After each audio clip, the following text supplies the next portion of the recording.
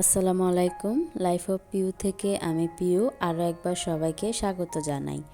যে যেখান থেকে আমার ভিডিওটি দেখছেন, আশা করছি আল্লাহর রহমতে সবাই সুস্থ এবং ভালো আছেন। আলহামদুলিল্লাহ, আমিও আমার পরিবার নিয়ে ভালো আছি। তো সকালে কিচেনে চলে আসলাম। রাতে যে থালাবাটিগুলো ধুয়ে রেখেছি সেগুলো একটু সাইড করে রাখছি। আজকে সকালে ছেলেকে নাস্তা করে স্কুলে পাঠিয়েছি, তো সকালে আর আম্মু চা খায়নি, তো সকালবেলা আর চাটা করা হয়নি। আর অন্যদিকে কিন্তু আমার মেয়েটাও ঘুমাচ্ছিল, এখনও ঘুম থেকে ওঠেনি, তো ভাবলাম নিজের জন্য একটু চা বানাই। আর ওয়েদারটা ছিল এই রোদ এই মেঘলা, এরকম কিছুক্ষণ রোদ উঠছে কিছুক্ষণ মেঘলা হচ্ছে, কিন্তু বৃষ্টি হচ্ছিল না। আর একটা ঠান্ডা বাতাস ছিল, তো ভাবলাম একটু চা বানিয়ে একটু বেলকনিতে নিয়ে বসে একটু চাটা খাই। তো এদিকে আমি চাটা বানিয়ে নিচ্ছি। আর মনে হচ্ছে যে একটু মাটির কাপটায় চা নিয়ে যাই, কারণ অনেক দিন হয়েছে মাটির কাপে চা বানানো হচ্ছে না, মানে খাওয়া হচ্ছে না। তো ভেবে দেখলাম একটু কাপটা চা বানিয়ে তারপর একটু বেলকনিতে নিয়ে বসে খাই।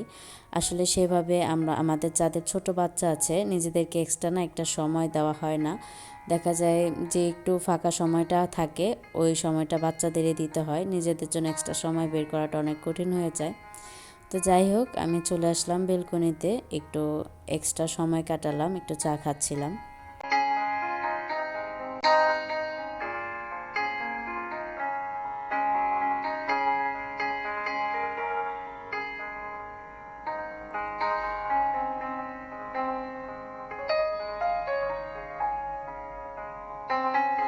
তো এই পাশে আমার বেলকনির যে ক্যাপসিকাম গাছটা আছে, এটা কিন্তু আরও আগে আপনাদের সাথে শেয়ার করেছিলাম। মাশাল্লাহ রেড কালার হয়েছে, কিন্তু আমি ভেবেছিলাম এটা গ্রিন কালার হবে, কিন্তু এসে দেখি রেড কালার। দুদিন যাবত দেখছি, মাশাল্লাহ এত ভালো লাগছিল। এটা আমার হাজব্যান্ড যখন বাসায় আসবে তখন এটাকে ছিঁড়ে নিয়ে আমি একটা পিৎজা বানাবো, তার জন্য এখন আর ছিঁড়ছি না। তো যাই হোক, আবার চলে আসলাম প্রতিদিনের সেই কাজে, আবার ব্যস্ত হয়ে গেলাম। তো এই তো সামনে যেহেতু চলে আসছে, ফ্রিজ তো ডিপ ক্লিন করতেই হবে।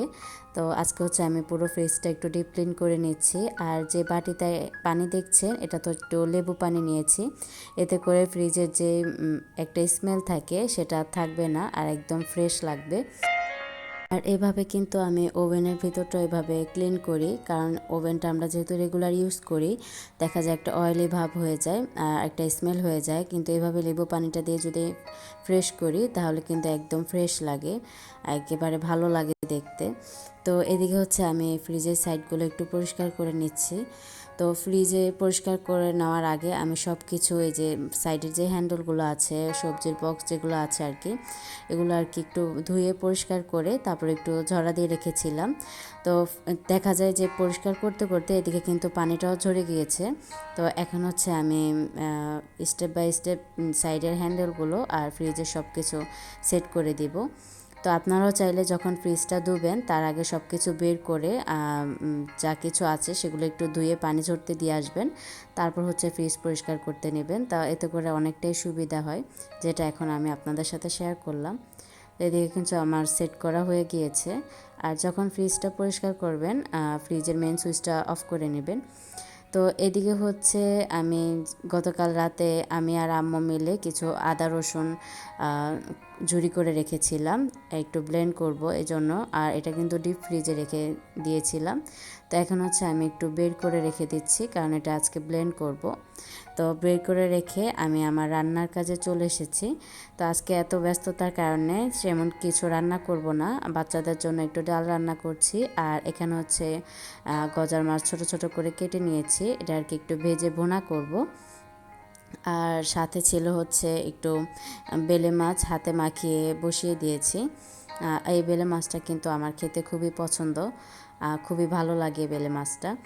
তো যাই হোক, রান্না বাড়ার কাজ শেষ করে আমাদের স্টোর রুমে কিছু হাঁড়ি পাতিল ছিল, তো সেগুলো আর কি আমি আজকে ধুয়ে নিয়েছি, আজকে অনেকটা কাজ সেরে নিয়েছি। প্রত্যেক বছরই ঈদের আগে এরকম স্টোর রুম হোক বা রুমের যা কিছু আছে সব কিছু পরিষ্কার করে রাখি। তো এদিকে আমি হাঁড়িগুলো একটু রোদে দিয়ে দিচ্ছিলাম, কারণ দেখা যায় হাঁড়িগুলো যদি একটু ভালো করে ভিতরটা না শুকায় তাহলে একটা স্যাঁতস্যাঁতে সাদা ভাব থেকে যায়। আর ভিতরটা ভালো করে শুকালে দেখতেও ভালো লাগে, ইউজ করতেও ভালো হয়। তো এই পাশে আমার সবগুলো রোদে দেওয়া শেষ। এখন যে মশলাটা দেখছেন এটা হচ্ছে সকালের তেলে রাখা একটা মশলা, মানে আচারের জন্য আম্মু তেলে রেখেছিল। জিরা হোক বা অন্যান্য যে কোনো মশলাই হোক, দেখা যায় আপনারা কাজের জন্য বা যে কোনো কারণে সাথে সাথে ব্লেন্ড করতে পারছেন না, তখন কিন্তু একটু হালকা একটা তেলে তারপর একটা কাচের জারে রেখে দিতে পারেন। এতে করে মশলাটা মচমচে থাকে আর ব্লেন্ড করতেও ভালো হয়। তো এদিকে কিন্তু আমার ব্লেন্ড করাটা শেষ, আচারের মশলাটা আর কি ব্লেন্ড করে রাখলাম, যখন বানাবো সাথে সাথে দেওয়া যাবে। আর এদিকে যে রান্নার আগে যে আদা কুচিটা আমি ফ্রিজ থেকে বের করে রেখে গিয়েছিলাম, এটা এখন ব্লেন্ড করে নিব। আমরা কিন্তু আদাটা ঝুরি করে ধুই না, আমরা আর কি আস্ত আদাটা ধুয়ে তারপর ঝুরি করি, আর ঝুরি করে লবণ মাখিয়ে তারপর হচ্ছে একটু ফ্রিজে রেখে দেই।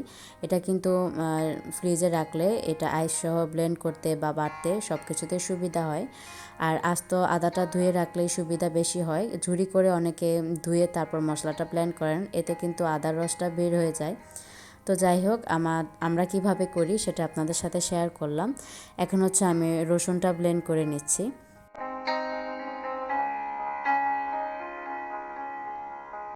তো ভিডিওর এই পর্যায়ে এসে আমি সবার কাছে একটি লাইক চেয়ে নিচ্ছি। প্লিজ একটি লাইক দিয়ে পুরো ভিডিওটি কন্টিনিউ করবেন। আর যারা আমার চ্যানেলটি নতুন ভিজিট করেছেন, আমার ভিডিওর কোনো অংশ বা আমার কথা কাজের কোনো অংশ যদি একটু হলেও আপনাদের কাছে ভালো লাগে, তাহলে অবশ্যই সাবস্ক্রাইব করে পাশে থাকা বেল অপশনটি প্রেস করে অল বাটনে ক্লিক করে রাখতে পারেন। তাহলে আমার রেগুলার ভিডিও নোটিফিকেশন আপনার কাছে পৌঁছে যাবে। আর যারা অলরেডি করে দিয়েছেন তাদেরকে জানাই অসংখ্য ধন্যবাদ।